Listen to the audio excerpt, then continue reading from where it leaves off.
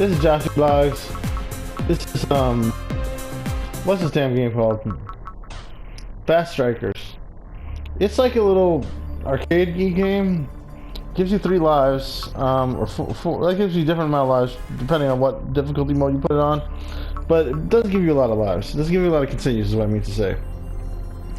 I recommend playing on novice mode. Each one gives you a different pilot and a different spaceship, slightly different. And they show you the controls sort of in the beginning of each one. I recommend playing on novice, especially if you're not that good at shooters. Even on novice mode, the game's pretty hard to beat. But it's worth playing on every mode just to try out each ship. Maybe you'll like one ship the best and you'll want to play with that one even if the game's slightly harder. Although they're all pretty much the same. Has interesting controls where you sort of you can hold down a button and get a more powerful shot to go off, but then when you're doing that, it causes the power-ups to not come to you as quickly. So if you want to fight while magnetizing the power-ups, then you have to push the shoot button manually instead of holding it down and getting a more powerful blast. Then there's also the same thing happens behind you if you shoot backwards. So you can shoot backwards manually by tapping the button, and the power-ups will fly to you. But if you hold it down, the power-ups, you get a more powerful shot, but the power-ups won't come to you as much. And there's also the circle button, which gives you a shield, which is pretty cool, although a bit limited because obviously you can only use it so often or it'll break the game. Novice mode feels pretty good. I like novice mode. I feel a lot more powerful in the novice mode, and I can get a lot further.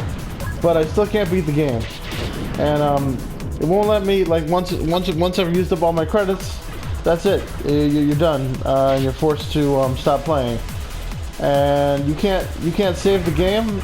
You can't insert a password or anything like that. Once you're finished, you're finished, which is too bad because it makes the game not beatable for people that can't beat it within the amount of lives that they give you. There's no way to start from a different level. There's no level select or anything like that. So you know, every time that you finish a game, you have to start all over again from the beginning, which is a pretty big hassle. Based on that, I'll give this game a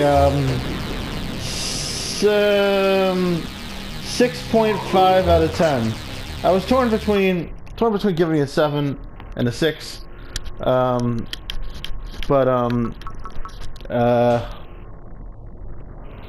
went with 6.5 because I feel frustrated. I feel like the game has some fun there. There's some fun, but it's just not a lot of replay value because it's like as soon as you die, you just have to start all over again, and it's not really. It feels a bit cheap. Like once you've used up all your lives, then you just have to start from the beginning, and then it's very repetitive. So I think it's like a missed opportunity here because the game's pretty good. And yeah, that's pretty much all there's to say about it. It's I call it like a, unfortunately, like, you know, I guess I'd call it too difficult. It's a shooter for someone who loves difficulty, and you know, to the point you have to go all the way over again from the beginning. Like if you're up for that, if you're up for just playing this over and over again and doing the same fights over and over again, starting all the way from the beginning each time, you know, then this game's for you. If you want that kind of bullet hell, true hell, it really puts the hell in bullet hell. But that being said, it's fun for what it is while you're playing it. So I gave it over a 6.5 out of 10. That's the review. So Fast Striker, 6.5 out of 10. See y'all next time.